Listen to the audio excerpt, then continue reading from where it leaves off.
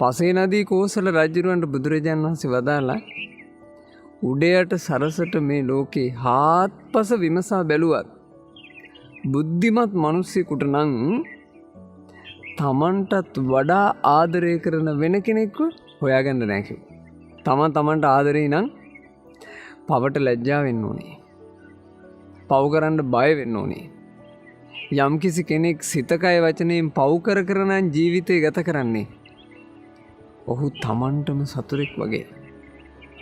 ඒ බඳු කෙනෙක් ජීවිතයට ලං කරගත්තොත් භයානක හතුරෙක් ලං කරගත්තා වගේ. පව් කරන තැනැත්තා තමන්ටවත් අනුන්ටවත් ආදරණීය නැහැ. පව් කරන තැනැත්තෙක් තමන්ටවත් අනුන්ටවත් මිත්‍රශීලීත් නැහැ.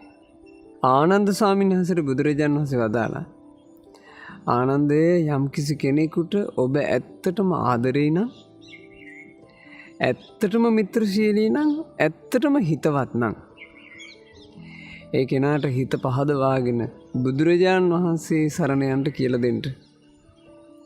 හිත පහදවාගෙන ධර්මයේ සරණ යන්න කියලා දෙන්න.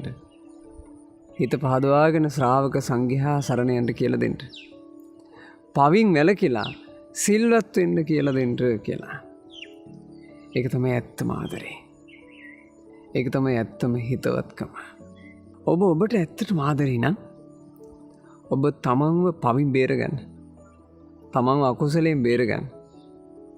ඔබට පුළුවන් වෙයි එතකොට ඔබ උදෙසාම ආදරය කරන්න, ඔබ උදෙසාම මිත්‍රශීලී වෙන්න. ඒ බඳු කෙනෙකුට පුළුවන් තවත් කෙනෙකුට ආදරය කරන්න, තවත් කෙනෙකුට හිතවත් වෙන්න, තවත් කෙනෙකුට මිත්‍රශීලී වෙන්න.